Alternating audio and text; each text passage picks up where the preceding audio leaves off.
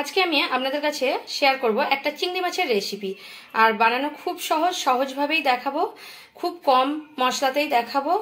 আর এটা বানালে আপনারা আর অন্যান্য চিংড়ি মাছের রেসিপি খেতে ইচ্ছেই করবে না, গরম ভাতের সঙ্গে জাস্ট ফাটাফাটি লাগে। চলুন দেরি না করে দেখে নিই ভিডিওটি।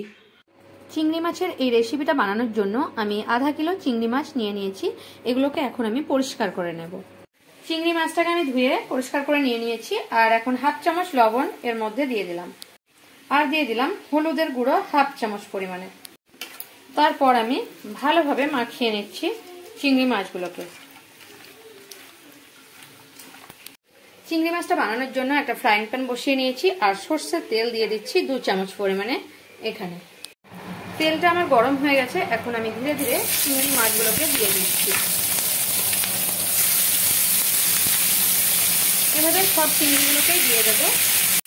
এখন মিডিয়াম টু হাই ফ্লেমে রেখে চিংড়ি মাছগুলোকে একটু উল্টে নেব, আর উল্টে পাল্টে হালকাভাবে ভেজে নেব। খুব বেশি ভাজার দরকার নেই, কারণ খুব বেশি ভাজলে চিংড়ি মাছ শক্ত হয়ে যায়। এভাবে আমি উল্টে নেব। চিংড়ি মাছগুলো আমি এপিট ওপিট করে হালকাভাবে ভেজে নিয়েছি। এবারে আমি মাছগুলোকে তুলে নেব। ভাজা আমার হয়ে গেছে, এখন আমি তুলে নেব একটা প্লেটের মধ্যে। চিংড়ি মাছটাকে আমি এখন তুলে নিয়েছি একটা প্লেটের মধ্যে। আর কড়াটা আবারও ধুয়ে পরিষ্কার করে আমি গরম করতে বসিয়ে দিয়েছি, নইলে চিংড়ি মাছের লেগে যায়, তখন কড়াটার মধ্যে মশলা যখন কষবো তখন লেগে যেতে পারে। সেই কারণে ভালোভাবে ধুয়ে পরিষ্কার করে নিয়ে নিয়েছি। এখানে একটা মিডিয়াম সাইজের পেঁয়াজ নিয়ে নিয়েছি, একটা টমেটো, আর আদা 5 থেকে 6 কোয়া রসুন, 2 টুকরো আদা, আর 2টো কাঁচা লঙ্কা আমি বেটে নিয়েছি একসঙ্গে। আমার ফ্রাই প্যানটা গরম হয়ে গেছে। এখন আমি 2 চামচ সর্ষের তেল দিয়ে দিলাম। এখন তেলটা গরম হয়ে গেছে, তেলের উপরে আমি পেঁয়াজটা দিয়ে দিচ্ছি। আমি যে পেঁয়াজটা কেটে রেখেছিলাম সেই পেঁয়াজটাই দিয়ে দিচ্ছি। আর পেঁয়াজের মধ্যে আমি দিয়ে দিচ্ছি হাফ চামচ লবণ, কারণ লবণটা দিলে পেঁয়াজটা তাড়াতাড়ি গলে যায়, আর ভাজাও তাড়াতাড়ি হয়, আর পেঁয়াজটা গলেও যায়। সেই কারণে আমি লো ফ্লেমে রেখে, এখন লো টু মিডিয়াম ফ্লেমে রেখে পেঁয়াজটাকে আমি একটু গোল্ডেন করে ভেজে নেব। এখন আমার পেঁয়াজটা কাছ থেকে দেখুন গোল্ডেন করে ভাজা হয়ে গেছে। এখন আমি মশলাটা দিয়ে দেবো। এর উপরে দিয়ে দিচ্ছি সেই আদা রসুন কাঁচা লঙ্কার পেস্টটা। আপনাদের হয়তো মনে হচ্ছে মশলাটা একটু বেশি, কিন্তু না, কারণ আমি জল সহ বেটে রেখেছি বলে বেশি লাগছে। এখন আমি মশলার মধ্যে হাফ চামচ হলুদের গুঁড়ো দিয়ে দিচ্ছি, আর দিয়ে দেব হাফ চামচ জিরের গুঁড়ো, আর দিয়ে দেব খুব সামান্য পরিমাণে একটু চিনি।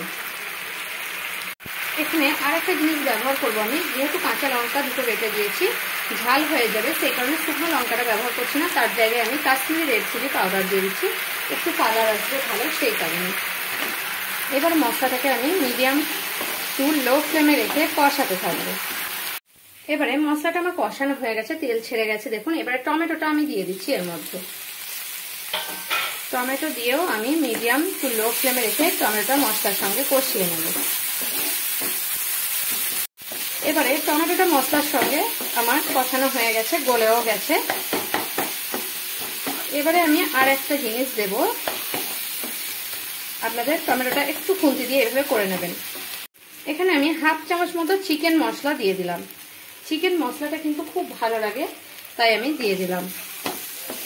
এবারে মাছগুলো দিয়ে দেব প্রথমে, তারপরে দেখাবো কি আমি ব্যবহার করছি এর মধ্যে, যার জন্য আমার চিংড়ি মাছের টেস্টটা খুব সুন্দর লাগবে খেতে। এভাবে মাছগুলো দিয়ে আমি একটু মিশিয়ে নিচ্ছি লো টু মিডিয়াম ফ্লেমে রেখে। এবারে চিংড়ি মাছের মধ্যে দিয়ে দেবো অল্প পরিমাণে একটু টমেটো সস, আর দিয়ে দেবো অল্প পরিমাণে একটু চিলি সস।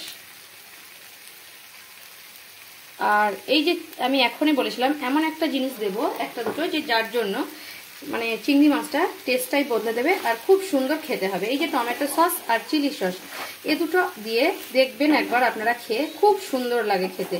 এভাবে একবার রান্না করে দেখবেন। এবারে আমি আরও টমেটো চিলি সসের সঙ্গে চিংড়ি মাছটাকে কষিয়ে নেবো একটু। এবারে চিংড়ি মাছটা টমেটো সস চিলি সস দিয়ে কষানো হয়ে গেছে। এবারে আমি একটু হালকা জল দেবো এর মধ্যে। দিয়ে দিচ্ছি হালকা জল একটু, যাতে মাছগুলো সেদ্ধও হয়ে যাবে, আর এটা খুব সুন্দর একটা মাখা মাখা হবে, আর খেতে খুব সুন্দর লাগবে। এবারে আমি একটু এটাকে 5-7 মিনিটের জন্য একদম লো ফ্লেমে রেখে এটাকে আমি ঢাকা দিয়ে হতে দেব। এখন আমি 5 মিনিট পরে দেখাচ্ছি চিংড়ি মাছগুলোকে। দেখুন একদম একদম গায়ে লাগা লাগা হয়েছে, খুব সুন্দর হয়েছে। আর এখানে আপনারা চাইলে হালকা হাফ চামচ ঘিও দিতে পারেন, খুব সুন্দর লাগে, কিন্তু আজকে আমি ঘিটা ব্যবহার করছি না। আর আমি গ্যাসের ফ্লেমটা অফ করে দিচ্ছি। চিংড়ি মাছটা আমি এখন গ্যাসের উনুন থেকে নামিয়ে নিয়েছি। আমার রেসিপি যদি আপনাদের ভালো লেগে থাকে তাহলে একটা লাইক করতে ভুলবেন না, অবশ্যই সাবস্ক্রাইব করবেন আর প্রচুর প্রচুর শেয়ার করবেন।